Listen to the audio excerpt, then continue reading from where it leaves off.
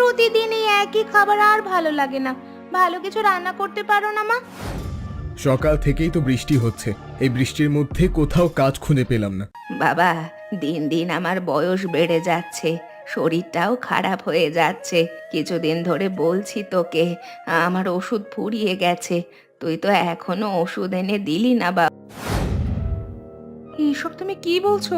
আমাদের এভাবে একা ফেলে রেখে তুমি কিনা শহরের দিকে চলে যাচ্ছ? ও সব তুমি কি বলছো বৌমা? এটা তো কোনোভাবেই সম্ভব নয়। শান্তা বুড়ি তো আরো অনেক আগেই মারা গেছে।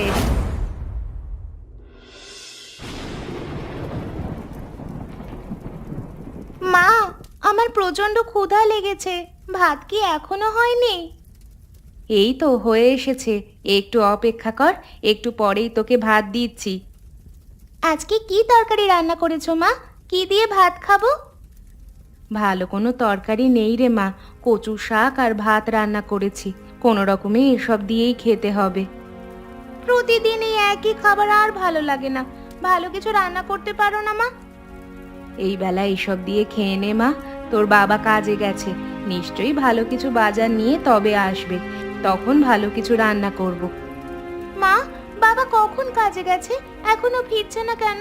কখন বাজার নিয়ে আসবে? তোর বাবা কখন বাজার নিয়ে আসবে সেটা তো আমি বলতে পারছি না রে মা। তাহলে এখন আমি খাবো না, বাবা যখন ভালো বাজার করে নিয়ে আসবে তারপরে খাবো।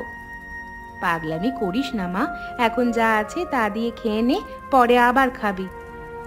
না না, বাবা আসলে তারপরে খাবো, এখন আমি খাবো না। কোনোভাবেই এই কচু শাক দিয়ে আর খেতে পারবো না আমি।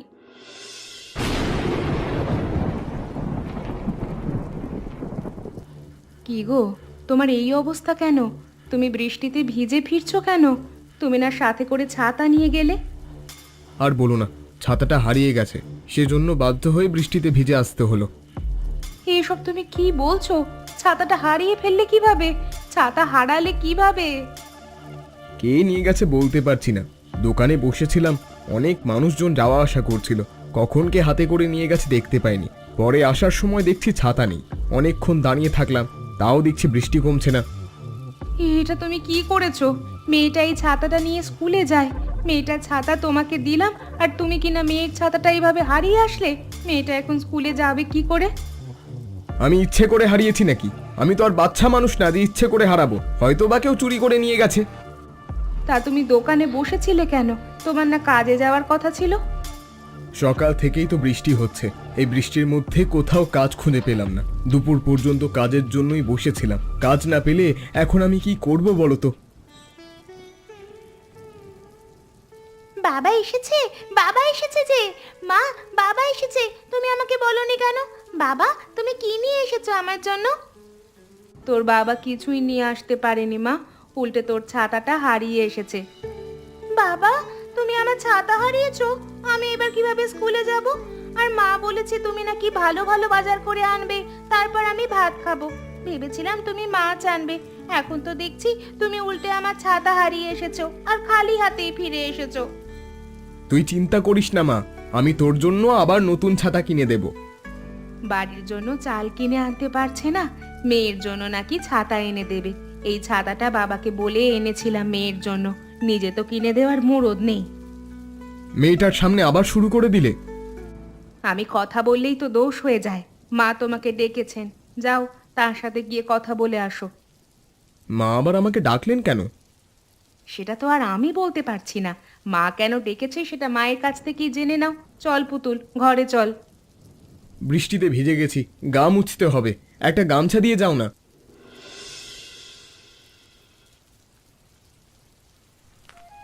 কিরে বাবা সুকান্ত, এসেছিস তুই? আয় বাবা আয়, এদিকে আয়। জি মা, এসেছি। তুমি নাকি আমাকে ডেকেছো? হ্যাঁ বাবা, তোকে ডেকেছিলাম। কেন ডেকেছো বলো মা? বাবা, দিন দিন আমার বয়স বেড়ে যাচ্ছে, শরীরটাও খারাপ হয়ে যাচ্ছে। কিছুদিন ধরে বলছি তোকে, আমার ওষুধ ফুরিয়ে গেছে, তুই তো এখনো ওষুধ এনে দিলি না বাবা। কি আর করবো মা, কিছুই বুঝতে পারছি না, কদিন ধরেই তো বৃষ্টি বেড়েই চলেছে, বৃষ্টির মধ্যে সারাদিন গিয়ে বসে থাকি, তাও কাজ পাই না, কাজ পেলে অবশ্যই তোমার ওষুধ আগে এনে দিতাম। তুই তো ভালো করেই জানিস একদিন ওষুধ না খেলে আমার শরীরটা খারাপ হয়ে যায়। গত কিছুদিন ধরেই তো ওষুধ খেতে পারছি না, কখন বিছানায় পড়ে যাই কে জানে। তুমি চিন্তা করো না মা, আমি দেখছি কিভাবে তোমার ওষুধ আনার ব্যবস্থা করতে পারি। তুই যে অনেক কষ্ট করিস সেটা আমি বুঝি বাবা, কিন্তু আমি কি করব বল? আমার তো বয়স হয়েছে, আগের মতো যদি শক্তি থাকতো নিজেই কিছু একটা করার চেষ্টা করতাম। এসব তুমি কি বলছো মা? তোমার এখন বয়স আছে নাকি কিছু করার? আমি তোমার ছেলে, তোমাকে দেখাশোনার দায়িত্ব আমার। তুমি এত চিন্তা করো না তো, আমি সব ব্যবস্থা করব। আচ্ছা ঠিক আছে বাবা, এর জন্যই তোকে ডেকেছিলাম। যা তাহলে ঘরে গিয়ে বিশ্রাম নে।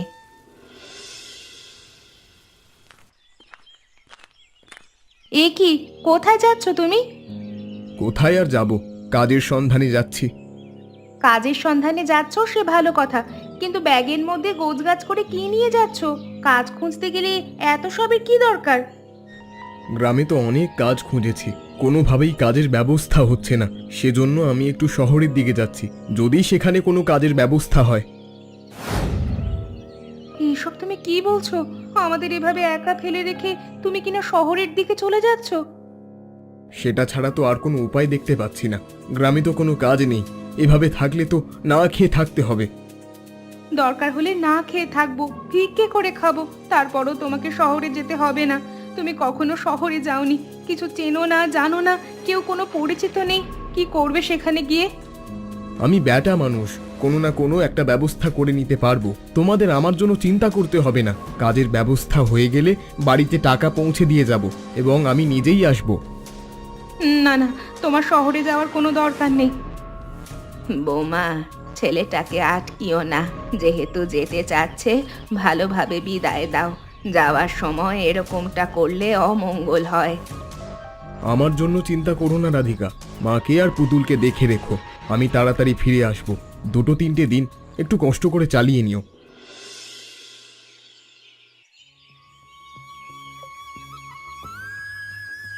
আমি কি করব? আমি যে কিছুই বুঝতে পারছি না। আপনার ছেলে শহরে গেল, 3 দিন হয়ে গেল, তার কোনো খোঁজ খবর নেই। ঘরে চাল ডাল কিছুই নেই, তার উপরে আপনি অসুস্থ, মেয়েটা না খেয়ে আছে, খিদের যন্ত্রণায় কাতরাচ্ছে। আমি কি করব কিছুই তো বুঝতে পারছি না। আমার জন্য তোমায় চিন্তা করতে হবে না বৌমা, নাতনিটার জন্য কিছু একটা পারলে করো। বাচ্চা মানুষ না খেয়ে কতখানি কষ্ট পাচ্ছে। ওইদিকে আপনার ছেলের যে কি হলো না হলো সে খবর জানতে পারছি না, তার জন্যও তো চিন্তা হচ্ছে মা। তোমার কথাই শোনা উচিত ছিল, কেন যে আমি ওকে যেতে বললাম। আপনি অবশ্য সবার ভালোর জন্যই যেতে বলেছিলেন, আমি মুখে না বললেও মনে মনে চাচ্ছিলাম যেন যায়। সবাই তো সংসারটার ভালোই চায়। আমার ছেলের যদি কিছু হয়ে যায় তাহলে আমি নিজেকে ক্ষমা করতে পারবো না বৌমা। এইসব কথা বলবেন না মা, আপনার ছেলের কিছুই হবে না। নিশ্চয়ই কোনো ঝামেলায় পড়েছে, সেজন্য আসতে পারছে না, হয়তোবা কাজের ব্যবস্থা হয়নি। শহরের ব্যাপার, চাইলেই তো আর আসা যায় না। বৌমা, বৌমা তুমি এক কাজ করো, নিতাইয়ের কাছে যাও, কিছু চাল বাকিতে আনার চেষ্টা করো, যদি একটু সাহায্য করে। নিতাইদা তো আগেই টাকা পাবে মা, এখন কি বাকিতে দিতে চাইবে? তুমি একটু গিয়ে দেখো না, এভাবে বাড়িতে বসে থাকলে তো আর কোনো লাভ হচ্ছে না, কিছু তো চেষ্টা করতে হবে। আচ্ছা ঠিক আছে, আপনি পুতুলকে দেখে রাখবেন মা। আর পুতুল, তোমার ঠাকুমাকেও দেখে রেখো, আমি যাব আর আসবো। আমাদের জন্য চিন্তা করতে হবে না, তুমি যাও।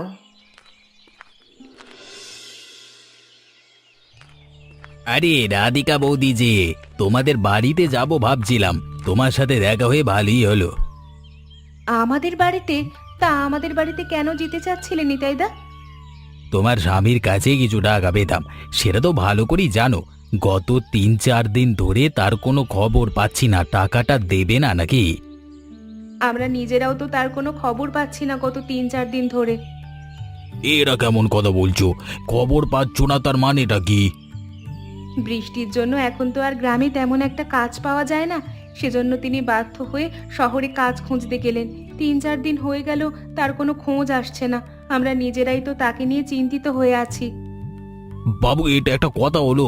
আমার টাকা না দিয়ে শহরে চলে গেল। হ্যাঁ, এখন এখন খোঁজ খবর পাওয়া যাচ্ছে না। আমরা তার জন্য চিন্তায় আছি, আর আপনি কিনা টাকার কথা বলছেন। আমার তো টাকার কথাই সবার আগে ভাবতে হবে। এই টাকা দিয়েই তো আমার ব্যবসাটা চলে নাকি? সেটা তো বুঝতে পারছি, তবে নিশ্চয়ই তিনি শহরে কাজে আটকে গিয়েছেন। কাজ থেকে ফিরলে অবশ্যই টাকা নিয়ে ফিরবেন, তখন আপনার টাকা দিয়ে দেবেন। বাবু, যেদিনই ফিরুক সবার আগে আমার টাকা দিতে বলবে। সেটা নিয়ে চিন্তা করতে হবে না, আপনার টাকা আমি দিতে বলবো। কিন্তু তিনি তো চলে গেছেন, এখন খোঁজ খবর পাচ্ছি না। আপাতত বাড়িতে কোনো চাল নেই, রান্নাও হয়নি, শাশুড়ি মা অসুস্থ, মেয়েটা আমার না খেয়ে আছে। যদি আর 2 কেজি চাল বাকিতে দিতে। আমি পাগল হয়ে গেছি নাকি? শহরে তোমার স্বামী বেঁচে আছে নাকি মরে গেছে সেই খবর নেই। আগের টাকা দিতে পারছো না, আবার এসেছো বাকি নিতে। এসব আপনি কি কথা বলছেন? তিনি মারা যাবেন কেন? যার এভাবে খোঁজ খবর নেই তিনি বেঁচে আছেন কিনা সেটা কিভাবে বুঝবো? যাই হোক, এত কথা বলে কাজ নেই। আমি কোনো বাকি দিতে পারবো না। বিদায় হতো বাপু, আর আমার টাকাটা ঠিক সময় দিয়ে দিও। হ্যাঁ, দয়া করো নিতাইদা, আমাকে একটু সাহায্য করো। বললাম তো আমি কোনো ধরনের সাহায্য করতে পারবো না। যাও তো এখান থেকে।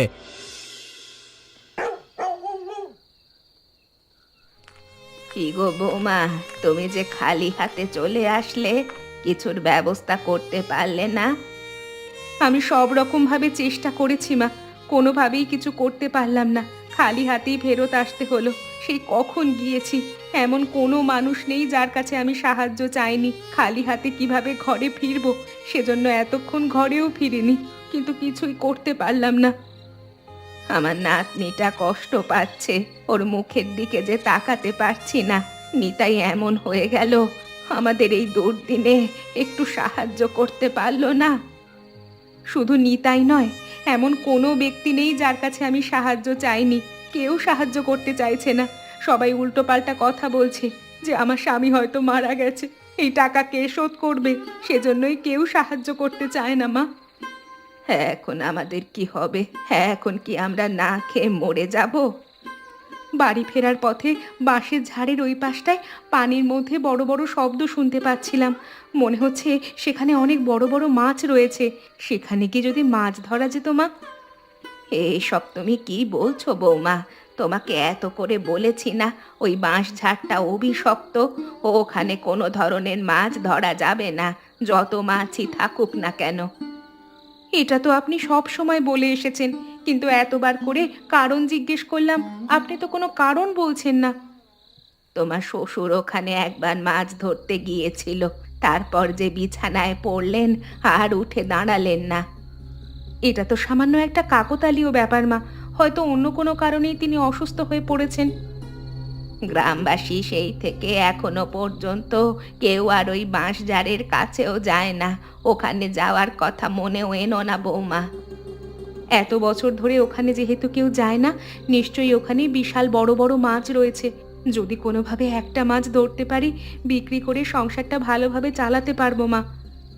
আমি তোমাকে নিষেধ করেছি, ওখানে যেও না বৌমা। আচ্ছা ঠিক আছে, তাহলে আমি দিনে যাব মা। হ্যাঁ, এখন যে বড় মাছের শব্দ শুনতে পাচ্ছ, দিনে গেলে একটাও শুনতে পাবে না। তুমি তখন মনে করবে সব মাছ রাতের মধ্যে উধাও হয়ে গিয়েছে। এমনটাই হচ্ছে ওখানে। তাহলে আর কিছুই শুনবো না? হ্যাঁ, আমি এখনই যাব মা। আমি তোমাকে নিষেধ করেছি, তুমি আমার কথা শোনো বৌমা। হাত গুটিয়ে বসে থাকলে মেয়েটা তো আমার না খেয়ে মারা যাবে মা। আপনারা তো চিকিৎসা করানোর দরকার। আপনি আমাকে আর না করবেন না মা, আপনারা ঘরে থাকেন, দেখি আমি কি করা যায়।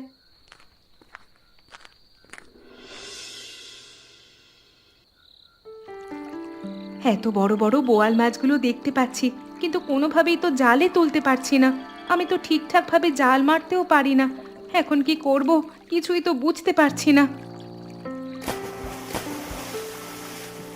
এত বড় বড় বোয়াল মাছ আমার চোখের সামনে কিভাবে ভেসে বেড়াচ্ছে, আর আমি কিনা একটিও ধরতে পারছি না। কিভাবে ধরবো? এত বড় বড় বোয়াল মাছগুলো কোনোভাবে যদি একটা ধরতে পারতাম, তারপর যদি সেটা বিক্রি করতে পারতাম আমাদের সংসারটা খুবই শান্তিতে চলে যেত। মায়ের চিকিৎসা করতে পারতাম, বাসায় বাজার করতে পারতাম, কিন্তু কোনোভাবেই তো এই মাছগুলোকে আমি ধরতে পারছি না। ওপরওয়ালা, আমাকে সাহায্য করো।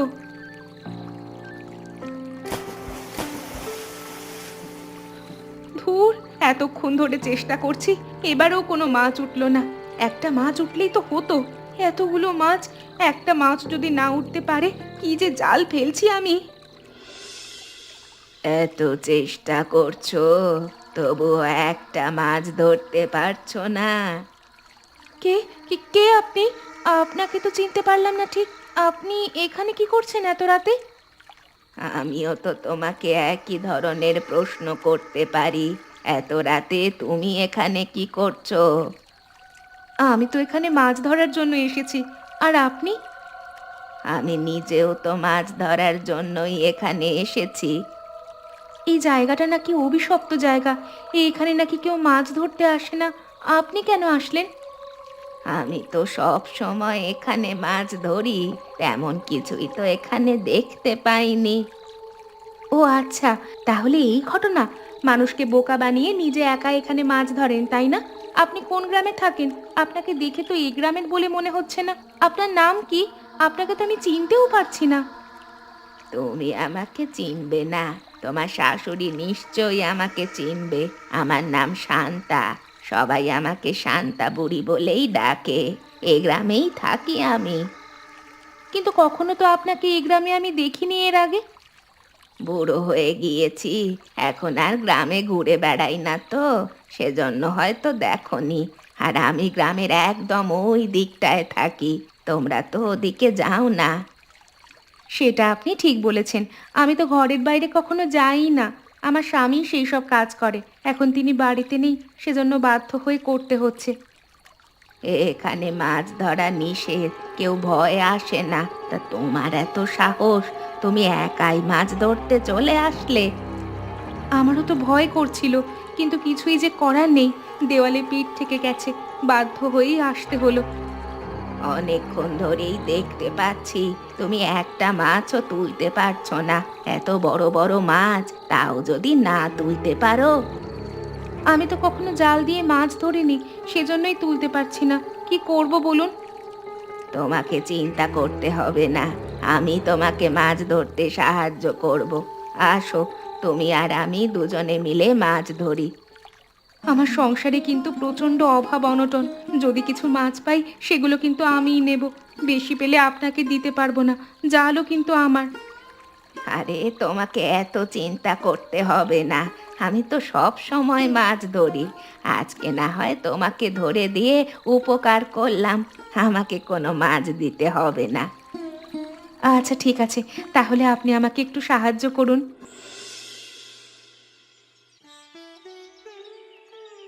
শাশুড়ি মা, পুতুল, কই সবাই? এদিকে আসো, তাড়াতাড়ি এসে দেখে যাও। কি হয়েছে বৌমা? এত চেঁচামেচি করছো কেন? আর সারাটা রাত তুমি কোথায় ছিলে? তুমি তো ঘরে ফেরোনি, আমরা তোমার জন্য চিন্তিত ছিলাম। আমি তো সারা রাত ধরে মাছ ধরেছি। দেখুন মা, কত বোয়াল মাছ পেয়েছি ওই বাঁশঝাড়ে। এত বড় বড় মাছ তুমি কিভাবে ধরলে মা? আমি একা ধরিনি, এক বুড়িমা আমাকে সাহায্য করেছে। তিনি আর আমি দুজনে মিলেই ধরেছি। মানুষটা বড় ভালো।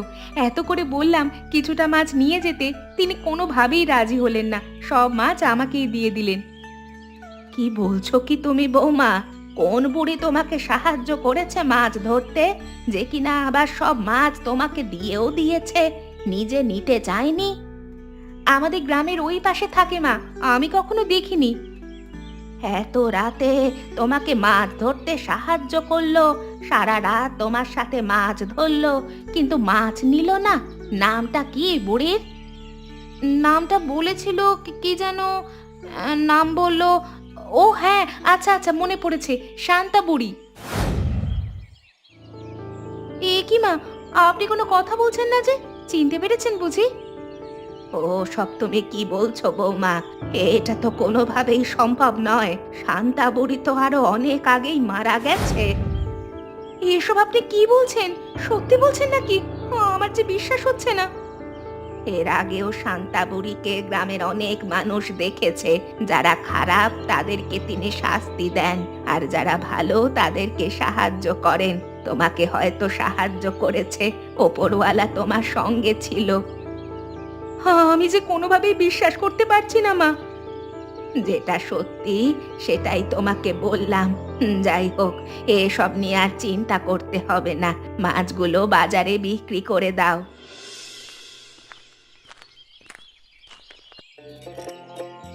যেটা শুনে এসেছি সবটা তো দেখছি সত্যি। রাধিকা তো দেখছি সত্যি সত্যি বড় বড় বোয়াল মাছ ধরেছে। কোথায় পেয়েছে এত মাছ? কোথায় এত মাছ পেয়েছি সেটা জেনে আপনার তো কোনো দরকার নেই। আপনি এসেছেন কেন সেটাই বলুন। টাকার জন্য এসেছেন তো কোনো সমস্যা নেই, মাছ বিক্রি করে আপনার টাকা পরিশোধ করে দেব। আরে না না, আমি টাকার জন্য আসিনি। আমি তো এই মাছগুলো কিনতে এসেছি। তুমি মেয়ে মানুষ, বাজারে গিয়েও তার বিক্রি করতে পারবে না। তোমার যেন সুবিধে হয় সেজন্য বাড়ি থেকেই কিনতে আসলাম। আমি মেয়ে মানুষ হয়ে এতগুলো মাছ যেহেতু ধরতে পেরেছি, বাজারেও বিক্রি করতে পারবো। আপনার দালালি করা চলবে না। তোমার এত বড় সাহস, তুমি আমাকে দালাল বলছো? সাহসের এখনো কিছুই দেখেননি। বাবা এসেছে, বাবা এসেছে, দেখো মা, বাবা এসেছে, কত কিছু নিয়ে এসেছে। এতদিন তুমি কোথায় ছিলে? তোমার কোনো খোঁজ খবর ছিল না। আমাদেরকে ভুলে গিয়েছিলে তুমি? শহরে গিয়ে আমি একটা ভালো চাকরি পেয়েছি। কাজ পেলে তবেই তো বাড়িতে ফিরতে পারতাম। চাকরি না পেলে তো আর ফেরা যায় না। এবার ছুটি নিয়ে এসেছি, মায়ের জন্য ওষুধ এনেছি, সবকিছু নিয়ে এসেছি। আর কোনো চিন্তা নেই। দেখো কত মাছ ধরেছি। নিতাই দাই দুর্দিনে আমাদের সাহায্য করেনি, এখন এসেছে আমাদের মাছ কিনতে। বলে কিনা বাজারে বিক্রি করার মানুষ নেই। নিতাইদা, আমি তোমাকে বলে গেলাম আমার অবর্তমানে পরিবারটাকে দেখে রাখবে, সেই তুমি কিনা মুখ ফিরিয়ে নিলে। আমি আসলে বুঝতে পারিনি, আমার ভুল হয়ে গেছে। তুমি যেহেতু বুঝতে পারোনি, আর তোমাকে বুঝতে হবে না। এই মাছ আমি নিজেই বিক্রি করতে পারবো। তুমি তোমার পথ দেখো। বলো তো বন্ধুরা, আমার মাকে মাছ ধরতে কে সাহায্য করেছিল? এমন মজার মজার গল্প দেখতে চাইলে আমাদের চ্যানেলকে সাবস্ক্রাইব করতে ভুলবেন না।